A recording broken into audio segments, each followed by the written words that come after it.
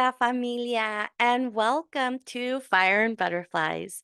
And I'm your host, Comadre Cristal. And welcome to episode 3. Wow, 3. Fun fact about me, my favorite number is 3. I don't know what it is about 3, just it's always been my favorite number. I've always been surrounded by threes. And so, as I was contemplating on what to make this episode about, I realized that let's make this episode about you. Me.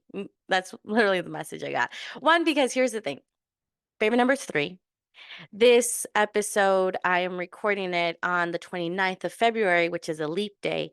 But it's also very significant because tomorrow is March 1st, and my birthday's in March. So I'm a March baby. And so 3, again, it's one of my favorite numbers. And as I was thinking about 3 and being this episode about 3, I realized, you know what? I wanna talk about follow up with what happened last week and me sharing and declaring to the universe and to the world and to everyone who heard that I was open or that I am open for a relationship. And I wanted to really follow up on a few things that I said in that podcast episode. Because there was a lot of me talking about my relationship with love, my relationship with myself, my relationship with just relationships in general, with external relationships and internal relationships. And when I said I was open for a relationship, I did say that with the mindset of a romantic relationship. But what I didn't realize is subconsciously, I really opened up. I'm open to all my relationships, like romantic friendships, relationships with food, relationships with myself, relationship with the gym. 'Cause I also talked about the gym. And so after I was contemplating a lot, and month of March is my birthday. And I have a I ha- what I do. Another thing that helps me really set the tone for myself and what I need is I set intentions in the beginning of each month. I set intentions of just where I want to focus some more on, what I want to focus on in this month. And last month, February, I had set the intention of self-love, of it's about me, me, me, me, and loving myself through it all. Well, this month I want to set the intention of relationships, the relationships that I cultivate and the relationships that I invite in, but also like the relationship with myself. And today's episode, I'm actually really going to talk a lot about my relationship with food because that is one that not a lot of people talk about. Um, Actually, not a lot of people I know talk about. Maybe if you've had this episode before, and I'd love to hear about it, because this is my mindset about it. So stay, listen. This is what we're going to talk about, and we're going to talk about relationship with food and how I have changed my relationship with food and how I've deepened my relationship with food. So let's dive in. I want to share that I have a personal Instagram account where it's solely about me and my journey, my healing journey. I post about my kids, I post about whatever comes up. Like it's very random it's very random Instagram. Um and I say this because last night I was looking through my pictures and I had seen that literally the last week or two, I had gone out eating a lot with my friends and spending time with them, but it felt good. It didn't feel like, "Oh my gosh," I didn't have any, like, "Why did I eat all this? Like, how did I spend all this money?" Like, it wasn't that it was a lot of reflection of, like, "Wow, what a blessing. What a blessing to be able to have tea." Because there's this place here in my hometown where it's called the Dragonfly Tea Room, and they have, like, these cool little themed teas every month. And I've started going to this tea room for quite some time now. Like, I've been going for gosh, for like 6 months, a little bit more than 6 months. I have to look at when I started going, but I enjoy it because I never thought I liked tea. I love tea. I'm not a kind of like I'm not the kind of person that knows about tea. If you are one of those, I love you and respect you for that. That's great. I just love the taste. I just like drinking tea.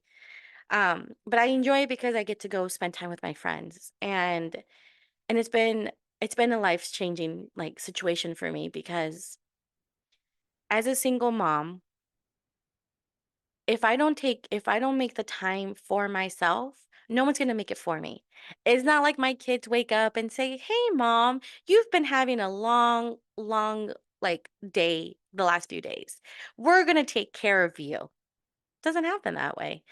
Um, I mean, of course, I'm raising my kids to be that way eventually, and not right now. Like I want them to be kids, but I do want them to down the line look at the energy that they exert and say, "Whoa, like I can see why some people need to set those boundaries and don't want to take care of me, or I got to take care of myself." Again, you can come at me. It's the way I'm raising my kids. I want my kids to be independent and for them to learn to take care of themselves, and I don't have to take care of them. Like period. So anyways, so I do this tea thing with my friend. This month, depending on when you're when in February, I went to this tea room twice in 1 week, and it was just so much fun, and I enjoyed it, and I took pictures, and then I went and had galentines with my comadre, my best friend, because it's a yearly thing. We've been doing this galentines for 8 years now. No more than that, because she was pregnant with my goddaughter.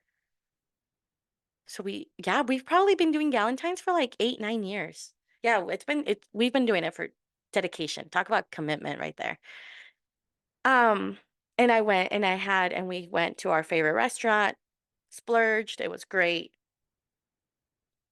And so I was taking these pictures, I was looking at the pictures, and I just started thinking, "Holy shit, has my relationship with food really changed?" And so I'm gonna read what I posted. If you haven't seen it or you don't follow me, you'll see it. This is what I read, and this is what I wrote and posted, and I'm gonna talk a little bit about this. So it says, developing a relationship with food has been a journey that has shaped my entire life. From the early days of constantly feeling like there was never enough to the later years of overindulging and still feeling like it was never enough. I struggled to understand the concept of enough. It became a constant battle of scarcity versus excess, leaving me questioning what truly mattered.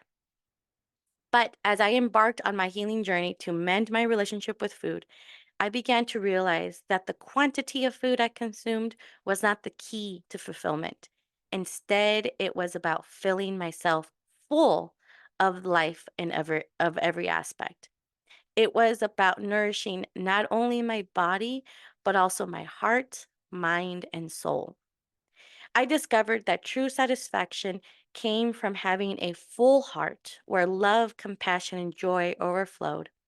It came from having a full mind where curiosity, knowledge, and growth thrived. It came from having a full body where I nourished myself with wholesome foods that provided vitality and energy. It came from having a full soul where I connected with my passions, purpose, and my inner comadre. These four pillars, a full heart, mind, body, and soul, have become the foundation of my journey towards a healthier and more fulfilling life. They remind me that fulfillment is not solely dependent on external factors, but rather the internal richness we cultivate within ourselves. Now, instead of living in fear of not having enough, I embrace the abundance that surrounds me. I find joy in the simplest pleasures and appreciate the beauty of each moment. I savor my meals, not just for the taste, but for the nourishment they provide for my entire being. And most importantly, I have learned to prioritize self care and self love, knowing that only when I am full in all aspects of my life can I truly enjoy and appreciate the abundance life has to offer. So, let us all remember that the pursuit of enough should not be solely focused on food. It should be on filling ourselves full of life, embracing the richness within, and enjoying every moment without the fear of not having enough. Oh, gosh. I love when I like sometimes I just like have this deep feeling and I just write and I just write and it just comes out. And then I go back and I edit and make it make more sense. But that's like the one thing that I really love about journaling. So this was like a journal prompt that I had in my head and then I just expanded in it. And now I'm going to talk a little bit more about that and how it's helped me develop this relationship with food. And I I'm going to be vulnerable, I'm going to be authentic, I'm going to be honest, and you're going to see. When I was a little girl, I was very, very, very, very, very skinny. Very skinny. I didn't eat. It's interesting now that I look back and I've been doing a lot of my inner child healing, like I know why. But those are for other episodes. The one thing that I remember, and this is where food became an issue for me, was because I was so skinny and like honestly undernourished. My mom would force me to eat. And before all of you go at my mom, again, she did the best she could with the tools she had. Um, but she would force me to eat, and I would get in trouble if I didn't eat. And then on top of that, as I grew and I started seeing more of the scarcity in our house, was there was also this mindset of you have to eat everything off your plate because there's starving children in another country who don't have this food, and so you have to count your blessings. And so there was also that mentality of like, if I didn't eat everything on my plate, I was selfish and I was not appreciative of what I have. So there was also that scarcity mindset. So one, being forced to eat when I didn't want to eat. And I I listened to my body and yet I was forced to eat. And then on top of that, growing up with the guilt of, oh, you're not eating. Well, you must be like selfish because there's kids that are starving. So that added onto my relationship with food. And what added also was the scarcity mindset of there was never going to be enough food. Like you have to eat because you don't know when your next meal is going to come. I grew up on food stamps. I grew up with my parents being both working and there just wasn't always food in the home. My mom did the best she could and so did my dad.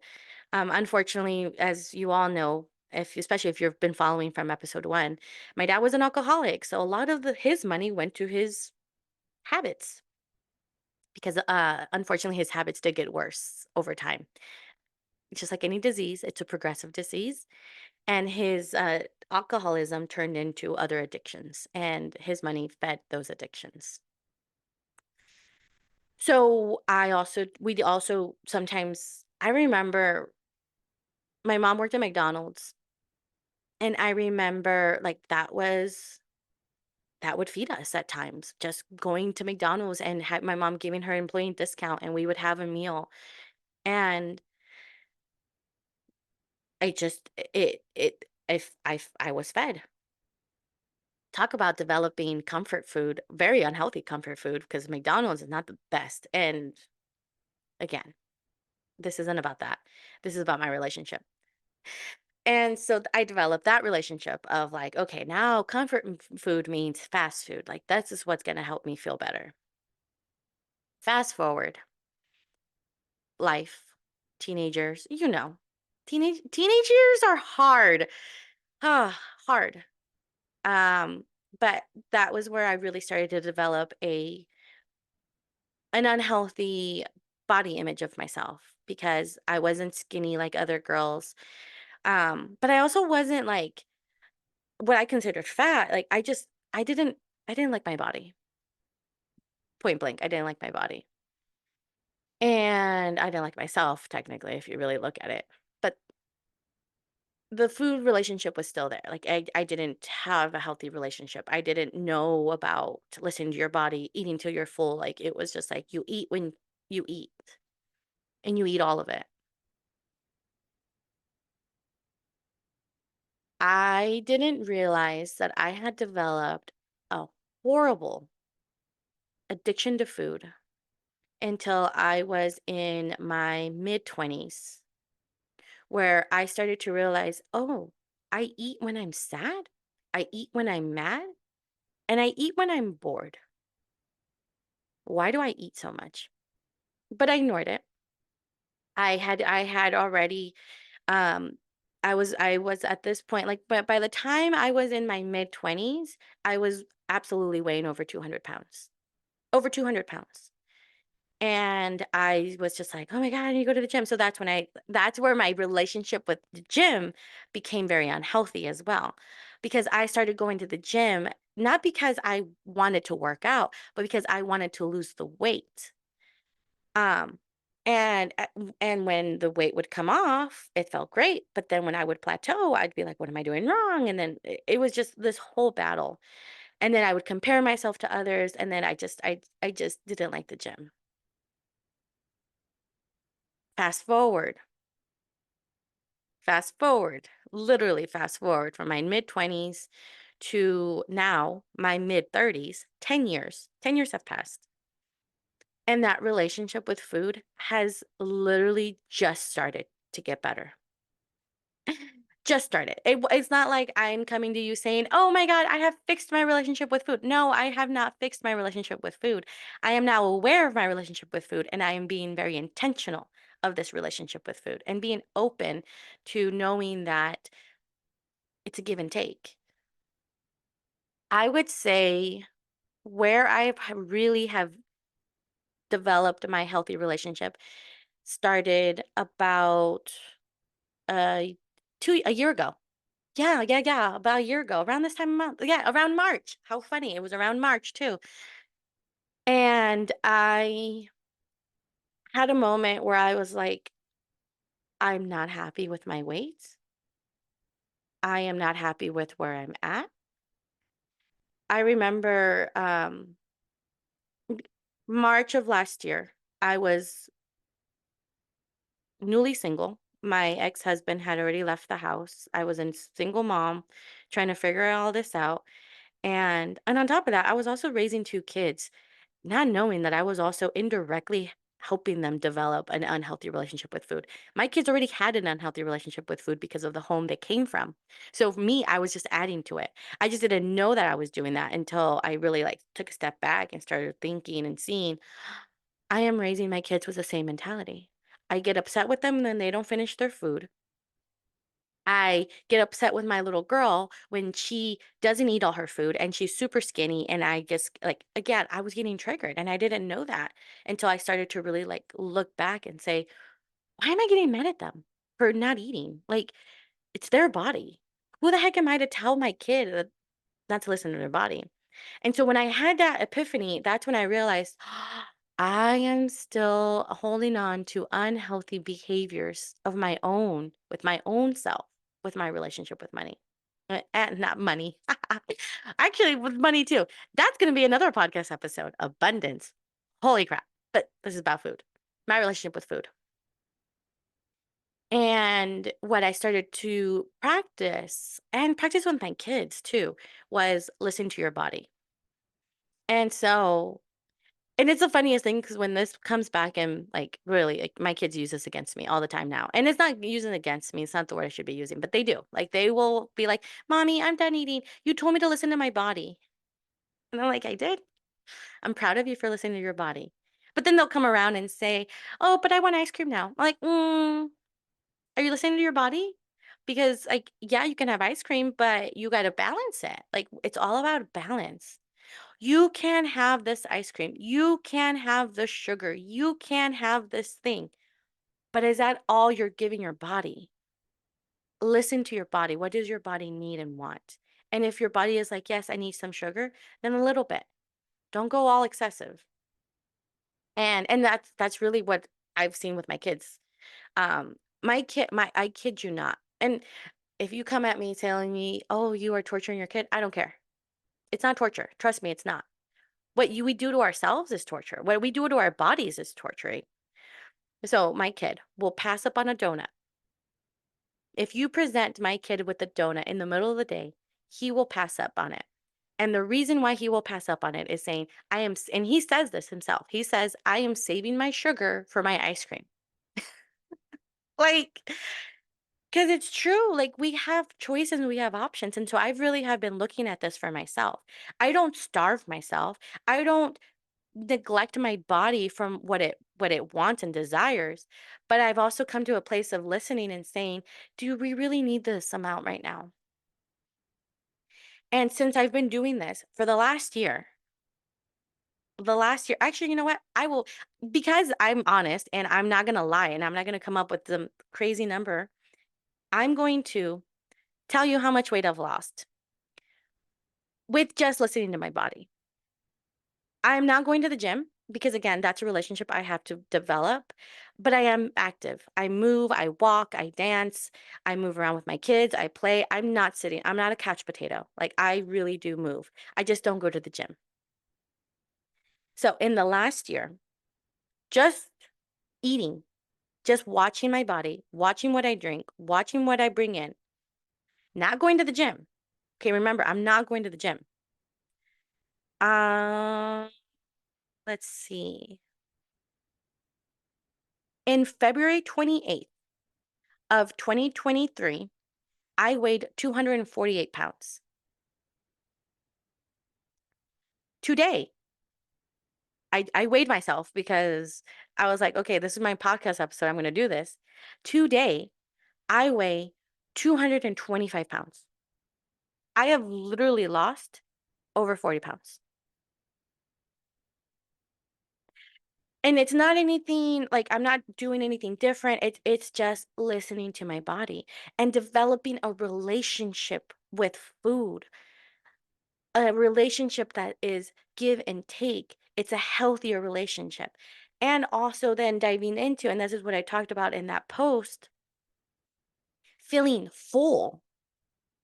Because with my own traumas, with me using food as a way to fill in those voids, we use all kinds of things to fill in the voids. We do. We use food. Some people use sex. Some people use substances. Some people use people pleasing. That was me too. My addictions were food and being Captain Sabaho. Those were my two addictions. And the moment I was like, I need to stop doing this. I need to take care of me. I need to fill my cups. I need to take care of my four pillars because I stand firm on my foundation of my four pillars. And those are my body, my mind, my soul, and my heart. Those are my four pillars. And I really talk a lot about that in all of my teachings as a coach. Like, I encourage you to find your four pillars. Hey, take my four pillars. I'm not saying that these are mine. Like, you can absolutely take whatever resonates for you. It's how are you taking care of all of those four?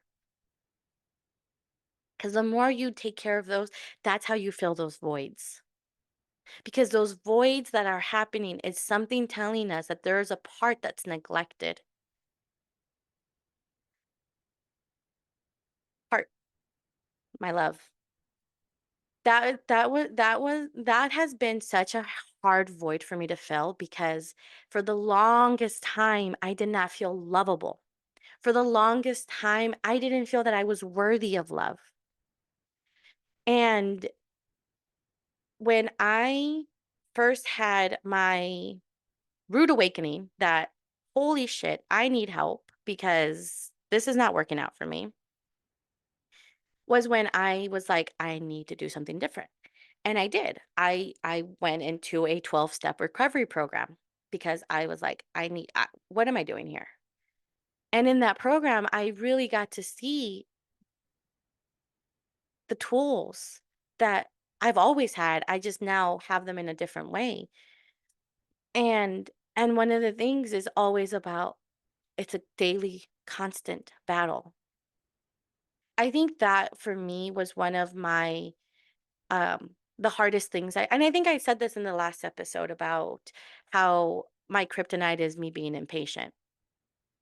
I think I said that. Did I say that? I don't know. But anyways, it's being impatient is very like I am not a very patient person. I like results fast. I like things to happen fast.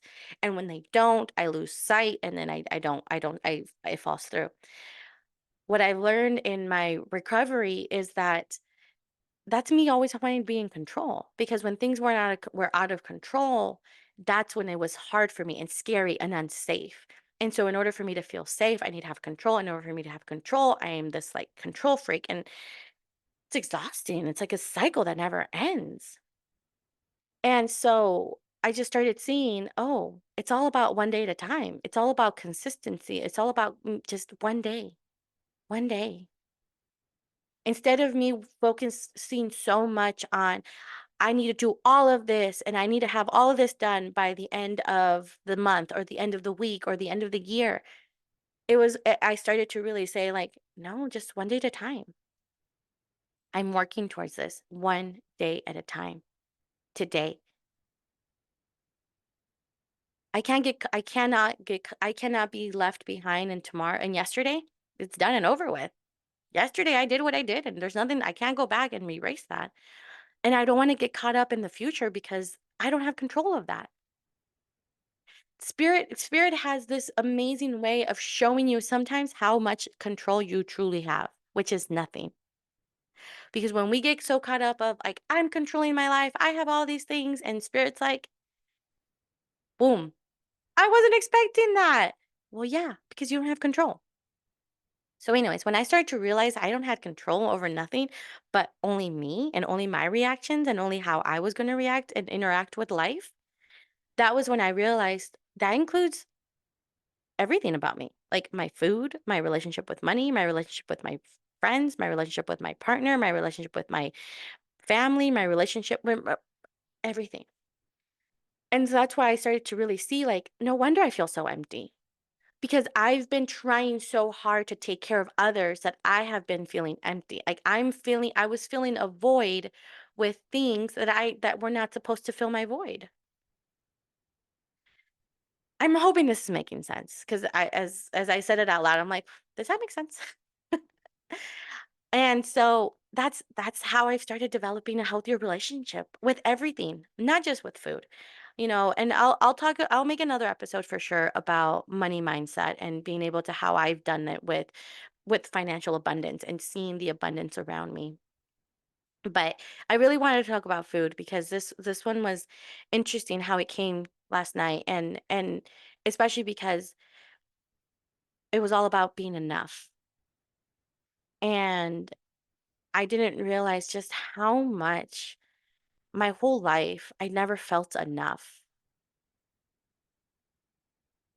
And when I started this healing journey, really diving into my spiritual healing journey, I started to feel enough. I started to feel worthy. I started to feel deserving. And the more I tapped into those feelings, the more I started to see and fill my cup. Where now I'm full. I feel full. I feel full. Like it's like so full. My heart is bursting of just how much love I have to give and how much happiness I have around me. And yes, crazy shit still happens. I still have my moments. I'm a human. I'm not fucking perfect. But it's so beautiful to know that I'm full. Because I do. I truly do feel full. And now anytime I'm gonna eat, I listen and I'm like, okay, am I hungry? Am I not hungry? And then when it gets to a place of like I feel full, it's like I stop. It's so funny. I remember not too long ago I went to a restaurant, which by the way, a lot of restaurants like the portions that they give us is ridiculous. Ridiculous. But anyways, really nice restaurant. And I ate, I listened to my body, I stopped. I think I was, like, only halfway done with my plate, and the woman's like, "Oh, do you want a box?" And I looked at her, I'm like, "No, thank you." And she looked at me like, "Huh, you don't want a box?" Like, because I left a lot food I know, I'm very well aware I left a lot. But, let's be honest with you, I'm gonna be honest with you. I'm not gonna eat it when I get home. It's probably gonna stay in my fridge for a few days because I also don't like leftovers. I just don't. Like, I don't like leftovers. Food tastes weird afterwards, like, and I'm honoring that about myself. Instead of feeling guilty, instead of feeling like, "Oh my gosh, I'm wasting food." Like, no, I'm not wasting food. You guys are wasting food because you're giving me more food than I should be eating. We live in a society that loves overindulgence. No, I don't need that much food. Half portion, that's cool. You know, and I'm just the rest, if it's gonna go to the garbage, then it's gonna go. Like, I'm not gonna feel bad about it. I ate what my body told me, and that's that. And so I really have also learned to just let go of the game and the let go of the guilt and the shame that has been associated with food for me. And so yeah, there's been a lot of that. I've also have really learned to not get so caught up with this is me. I've also have learned to not get so caught up with the uh, the extreme of, oh, it has to be healthy, it has to be whole wheat, it has to be like my body knows. Why don't I just go back and listen to my body? If I eat something and it messes up my stomach, okay, I won't eat that again. I know. Because when we don't listen to our body and we ingest other things, like, how is that any better? How is that any better? It's like really about listening to your body. And a lot of quote unquote healthy foods, a lot of things that people are saying, this is healthy. I mean, if it's healthy, why is my stomach hurting every time I eat it? Like, what's going on? And it's listen to your body. Listen to your body. Your body knows. Your body knows what it needs. Listen to it. And that's honestly what I've been doing. That is how I have lost over 40 pounds in 1 year. And I didn't even know that I lost the weight. Honestly, I didn't even know I lost the weight until the other day I weighed myself and I'm like, wow. And the only reason why I weighed myself was because people kept commenting, "Oh, Crystal, you look like you're losing weight." And I'm like, "Oh, thanks." Take the compliment. I wasn't gonna deny it, but I just took it. I just didn't embrace it. Until the other day, I was walking and my pants are literally falling off of me. And I'm like, "Okay, my pants are falling. What the heck is happening?" Oh, and that's when I was like, Let me weigh myself." And I did. And I was just like, when did this happen? How did this happen? And then I started processing it. It's just like, because I feel enough. I feel full. Life is filling me and my addiction to food is no longer there. Yes, I still love food. I am absolutely a foodie. Don't get me wrong. I will eat if something looks good, smells good. Best believe I'm gonna motherfucking eat that shit because I love food. But now I'm at a place where if it doesn't smell good, doesn't taste good, it doesn't look good, I'm not gonna force myself to eat it. And if it is, and I'm gonna enjoy it, I'm gonna savor every single moment of it until my body says, "Okay, we're done eating." And then I'm done, and then I thank my body, "Thank you so much. Hope this is what you needed." My body will let me know if it was something what it needed or didn't need. 100. But I really like want to emphasize the importance of listening to our bodies, the importance of being able to tap into that part. And I see that with my kids.